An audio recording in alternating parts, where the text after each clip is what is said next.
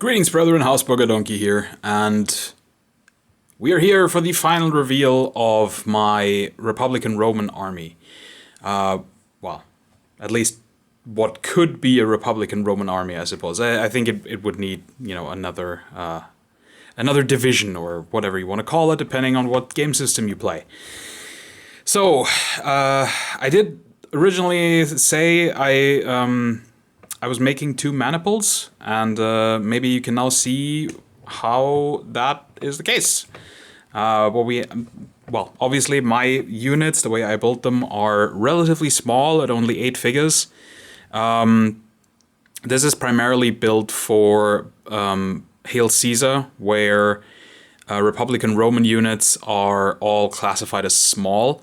So a regular unit, if this was to be a regular army, a regular unit would be, the way I build them, 2 of these bases going together, 16 figures. Now some might say, wow, that's very small units, and yeah, I just it's once again, it's more of a space saving measure, because I find these large units, I mean, just as an example, let's take 3 bases, which would be the standard sort of 24 millimeter frontage. I mean, that is a big unit. It's very difficult to get that on a table, I find, and have a proper game, because you're gonna need a bunch of these units, and that they're very large, so you need a very long table, which I just don't have space for. So I think this as a unit is fine. 16 figures, I think it makes for a fine infantry unit, and then a small unit is half of that. And obviously I did say I based the figures, 8 figures to a base, as you can see. The measurements of the base are 80 millimeters by 50 millimeters. The standard, I suppose, would be 80 by 40, which I did on these. And I think you can see the real difference that makes. I mean, yeah, these also have much more dynamic poses. And the reason I used smaller ones is because I glued the first unit down before I realized that I wanted to use these bigger, or I remembered that I wanted to use these bigger bases. So I just did both of the formed Velitus units on the narrower base. But yeah, you can just see what the difference is. It's so much harder here. Like for example, on this one, I couldn't even put the shield correctly on his fist, so it's kind of stuck on his arm. And they're just so cramped together and awkward. And these are only 6 figures, so there would have to be 2 more on this base. And I just don't like how cramped that looks. I very much prefer this look. But I didn't want to go with 10 by 100 by 50 millimeters, because I don't actually like when the figures have that much space like between them. I do like the sort of shield wall look of them all being relatively close together, in the file, but I like having a bit of space between the ranks, because it just makes it easier to do the base and to, put some tufts on it and stuff, and then also makes it much easier to put on the shields. But yeah, the other thing, of course, the other limitation that I had with this project, I just go back out again. The other limitation of this project, of course, was that I wanted to do these 2 maniples as cheaply as possible, which means I used, these are all Victrix figures, and I used 1 pack of Republican Romans with pectoral armor, and 1 pack of Republican Romans with Lorica Hamata, so with the chainmail. And that's it. That's all I used. I didn't invest any more money. So I built the command bases out of that particular box, as you can see. These are just the command frame miniatures. 1 guy with a trumpet, 1 Signifius, I don't remember what they're called, the guys with the banner, and then 1 guy with a cuirass, with a muscle cuirass. And I gave them a silvered muscle cuirass, because that is very rich. So I wanted my my commanders to be a bit more affluent. And then I just gave them a simple bare-faced shield, just kind of to show that they belong to which maniple they belong, because I didn't actually have an extra one with the symbol because I only bought 2 sheets, which was exactly enough for these 4 units, for the 2 units of Hastati and for the 2 units of Principes. And then the Triarii, I used different decals. So he didn't have a decal, but what I did is I prepared all these shields the same way, as you saw in the, or maybe have not seen in the painting tutorial step-by-step guide. If you haven't seen that, I recommend it, because it shows all my my techniques. And what I did with this is I primed all the shields white, then washed them with a dark brown wash, and then dry brushed them white again.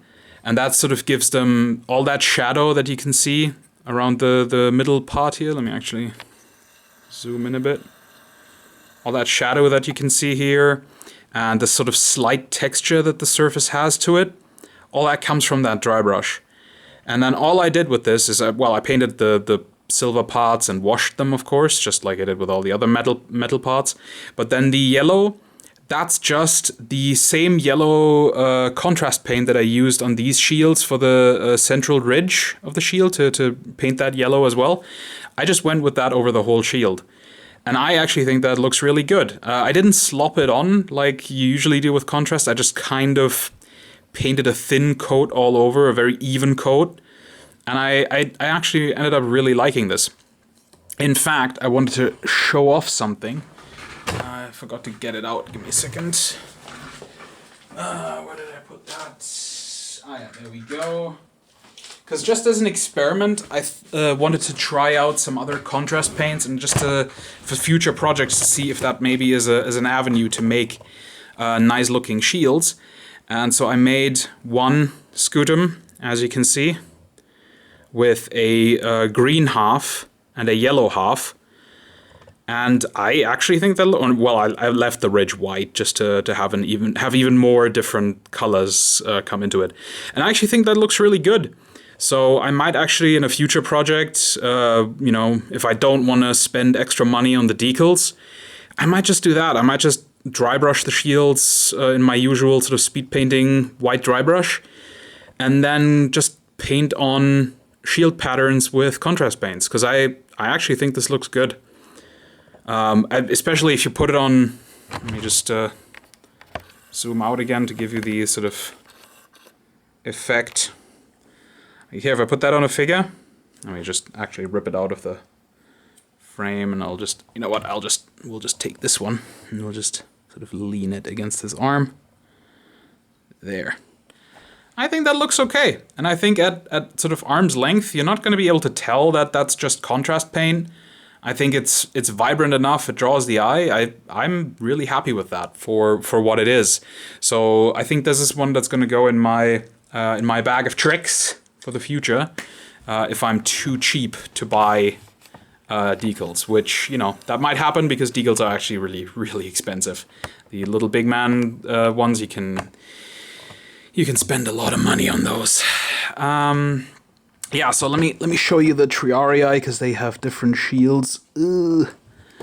So with them, obviously I went with the sort of mixed scutum designs that you can get for the they're supposed to be for the Italian Allied legions, but I thought it would look good on Triarii because, you know, they're more veteran. They're more likely to have fought in various different maniples, so it doesn't really make sense, you know, that they'd all have the same shields and that they'd repaint their shields every time. And maybe they're even really proud of their designs that they painted on there, or that they had someone paint on that. So all I really did is to give them some coherency with the units. Is for the yellow maniple, I used all of the yellow shields that were in my pack, as well as all the blue shields, and then there was one black one, or two black ones. And so one black one, you can see it there in the back, the two horses, that went to this unit. And then the other unit for the red maniple has the 4 red shields, the 2 brown shields, and then there's a sort of red and black and another black shield, and that's that. So they are varied, but I think they are very easily recognizable as to which maniple they belong to. And yeah, that's all good. Let me just get another one of the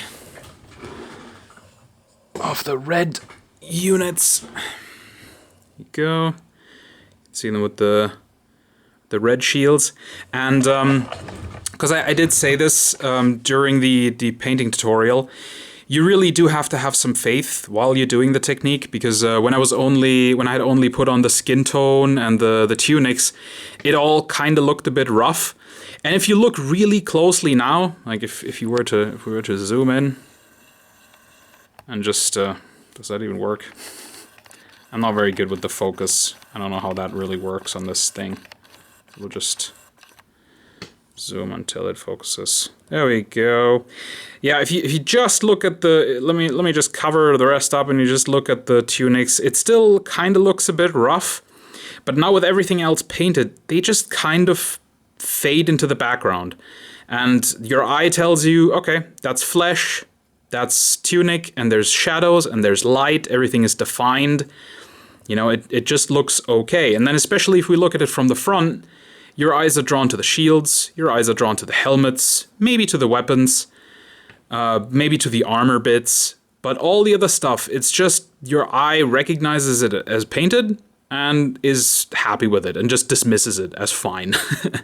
And yeah, usually I do put more time in the faces, but honestly I think the faces actually came out okay, and you don't see that much of the faces because most of it is hidden under the helmet with these, but I think they're okay, and yeah, I think they really come together in the end. And when you remember that all of this, you know, this is a even for Hail Caesar standards, this is a pretty decent army. You know, this is 2 divisions in Hail Caesar. That's a game you can play very easily. You know, it's not even 2 small divisions. You know, we have full Roman divisions with you know, an extra unit of Velitas light infantry, with a skirmisher unit, with 2 Hastati, 2 Principes, and a Triarii unit. Like this is a solid game of Hail Caesar, and all of that I did in 30 hours. So, you know, for someone who can spend more time in the week painting their own stuff than me, I think this is an excellent painting technique, because you just get them done really quickly. They look great when they're done, especially at sort of, you know, arm's length when they're on the table. They just look great. They just look fantastic, I think. Especially, you know, for the effort that was invested. Is there anything else I wanted to say? Oh yeah. So because I only used 1 pack of pectoral plate Republican Romans and 1 pack of chainmail Republican Romans, I had to do some shenaniganery where, well, this is my 1 Hastati unit with the Gladius out. But as you can see, this one doesn't have a pectoral plate. I mean, actually, zoom a little bit in again. Yeah, this is the only one that doesn't have a pectoral plate in this unit, and that's because he is actually one of those skirmisher models. Well, skirmisher figures. And obviously all of the Velitas are skirmisher figures as well. They just have the unplumed helmets. Whereas my proper, like, Italian youth skirmishers, I suppose, they just have bare heads and just a bunch of javelins. So, yeah, each of my Hastati units has 1 skirmisher in it, because I had to take some of the extra Hastati figures, the pectoral plate ones, and as you can see, slot them into the Principes unit. So each Principes unit has 2 Hastati figures, and each Hastati unit has 1 skirmisher figure that have been sort of upgraded, I guess. So they're like, I guess these guys have just been put in the Principes because they have lots of experience, but they haven't been able to afford a better armor yet, I suppose. And the reason for that is obviously because I also had to make these Triarii units with the Lorica Hamata, so I needed a lot more of the chainmail guys than I needed of the pectoral plate guys. And that's also why the Triarii units have the extra commander bodies that I didn't need. So there were some, basically two, each pack of these Romans came with 2 sets of commanders, or 2 command frames. And because I only needed 2 for my command bases, I had actually 3. It was 3 command bases. Yeah, because I have, in each Triarii unit, I have 2 of these. So I just gave them bronze muscle cuirasses, and I think that's fine, because, you know, maybe that is actually an Italian allied gentleman who has sort of, I don't know, made his way into the, whatever. It doesn't matter. It's just what I used, and I think it looks fine, because, you know, the Triarii they're special. They're the big veteran lads. They get to kind of do what they want. And yeah, that's how I did all that. Just a massive amount of money saved, because obviously the Victrix, well, you need a lot of figures to make any given sort of Hail Caesar army, and I was already kind of sick of this project, this being the counter army to my Carthaginians. Obviously this is much smaller, but I can either use the Italians or the Numidians, or maybe even the Spanish that I have for my Carthaginians, and slot them into this army and make it 2 opposing forces if I want to. There's options. Yeah, and so yeah, I was already kind of sick after my Carthaginians of this period. I didn't really want to do another full massive army, and so I decided I was just gonna get 2 packs, somehow make that work to make 2 maniples of Republican Romans, which I can then outfit with some of the extra stuff from my Carthaginians, and that'll be that. And then I'd have opposition forces. But I wouldn't have to spend a ridiculous amount of money or time, because, you know, I kind of wanted to get them done quickly as well. And doing them as sort of a tutorial helped motivate me to actually do this, because I really had no love for them at this point. I'm glad they're done now, and I can just, you know, put them in the box with the Carthaginians and hopefully bring them out sometime to actually play a game. But yeah, I was very much done with this project a long time ago. But yeah, I hope you enjoyed this and the reveal. I'll take some close-ups while we're here. Just a little bit of a slow. There we go. That's better.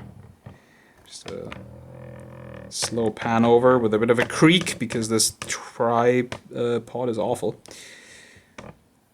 But yeah, I'm really happy with the result. I think they turned out pretty cool. And oh yeah, no, never mind. I already talked about that in the tutorial. So yeah, next project is probably going to be the War Master Dwarves again. Although there's some other things that I kind of am itching to get into, but we'll see. But I definitely want to. I have a set of more of War Master Dwarves that are already primed, all my war machines and heroes, and I think I'll at least do them, and then get into something else maybe. But yeah, very happy that these are off the workbench, and now the only thing that's kind of still clawing at me is my 2 unfinished Oathmark armies. So hopefully I'll get them done as well. Hopefully this year, because before the end of the year, like the goal that I've set myself is November. We'll see if I get it done by then, or maybe even earlier. But by November, or you know, at around that time, I want to start with my Italian Wars project. Finally. I'm really itching to do that. I'm so excited for it. Yeah, I can't wait. And there'll be another tutorial then, because I'll make a tutorial about painting horses, which should be interesting, because I know everybody hates painting horses. Alright, really long video again, but I hope you enjoyed this little reveal of the Republican Roman army. Well, small Republican Roman army. And I'll see you guys in the next video. Take care, guys. Bye-bye.